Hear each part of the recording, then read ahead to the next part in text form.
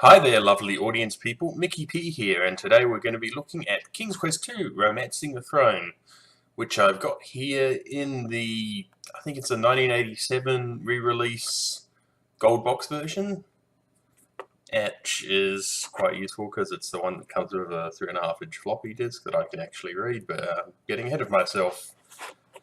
So yeah, we're going to be looking at the packaging of this and what you get inside, and looking at the front, we can see that the kind of main artwork on this one it's always kind of struck me as kind of cool, abstracty modern art because it's kind of got this very stylized depiction of King Graham and I guess that's the three doors. It's supposed to be like the three doors that he has to unlock to get to Balanice, or yeah. But yeah, it's kind of cool and artsy rather than like the realistic painting style that they've used on other boxes. Yeah, rest of the box is in this basically looks the same as the King's Quest 3 and 4 boxes. Only fun thing is that we get a free startup kit for Prodigy, which was one of those online services that no longer exists and is always a bit silly. And I think all the ones that weren't AOL have mostly been lost to history. I'm not sure what any of them were like because never had them. Because when I got the internet and it was normal. Yeah, we've got a little bit with Roberta Williams' name, standard logo up the top. As I said, logo, I mean, there's been like 3 different series logos used for King's Quest, so this was the one they were using on all of the gold box releases, though. And system requirement sticker.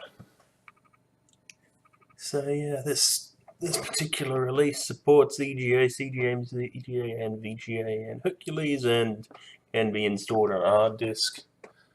So yeah, the earlier releases did not support MCGA and VGA explicitly. This was kind of necessary because MCGA wasn't backwards compatible with VGA. I'm sure I've talked about this before, and it's not actually very interesting. And I'm just rambling while I try and get my camera to focus. And apparently that's how you make it focus. Yeah, front of the box is basically the same as the King Quest 3 and 4 box, and the whole box design is the same thing because they're all part of a series and they look very nice on the shelf together. And I forgot to mention my favorite weird phrase, a 3D animated adventure game. It continues to amuse me.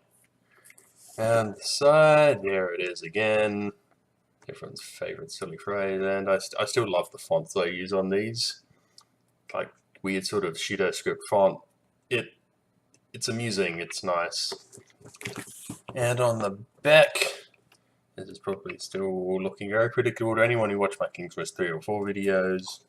We've got a stack of screenshots which have slightly odd colours compared to what I'm pretty sure the actual EGA cards can put out, but maybe they're taking artistic license a bit.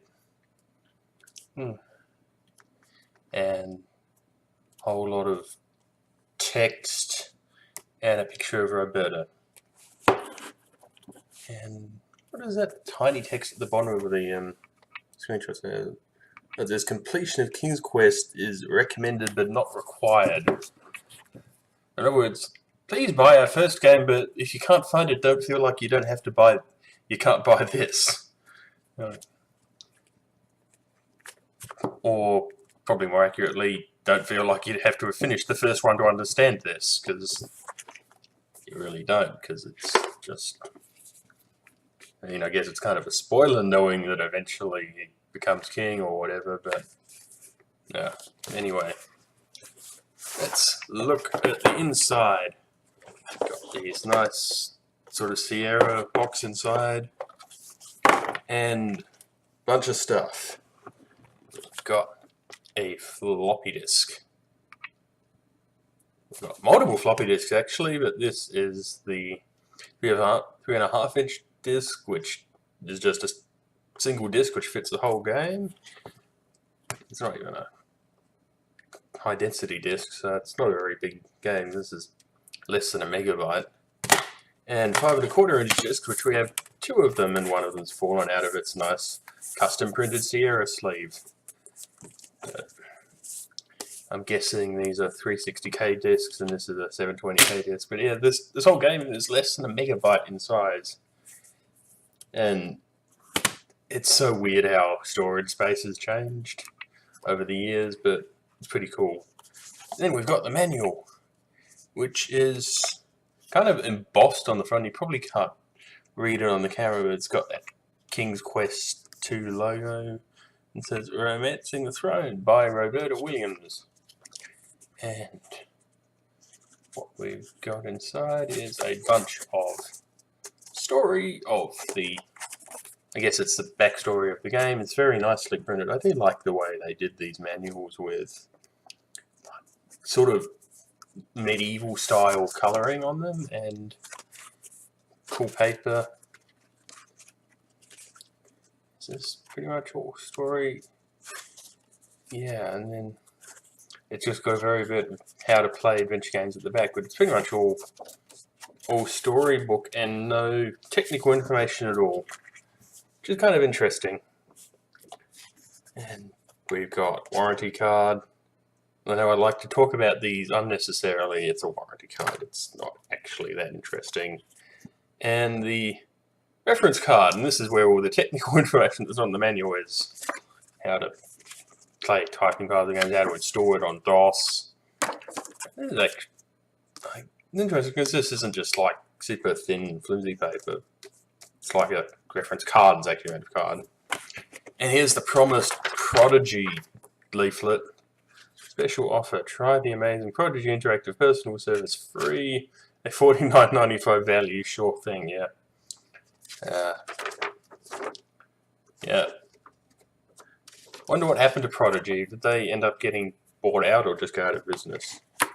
And at the bottom we have the 10th anniversary Sierra catalog. I'm pretty sure I've flipped through this on this channel before, but we'll have a brief flip through. Got ads for things.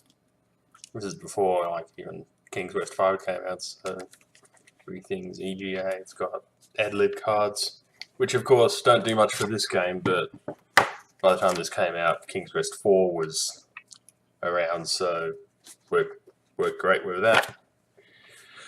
Yeah, King's Quest 2, it's kind of a...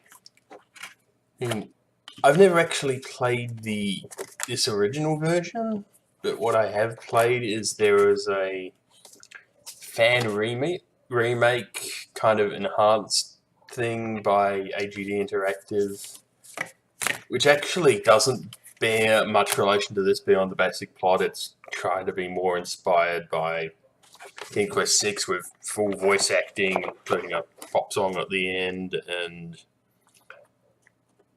it was an ambitious fan project for the time, although don't know if it quite holds up to the quality standards of the professional games. But anyway, I'm rambling out a game I don't even have in front of me. This is original King's Quest 2 in its box.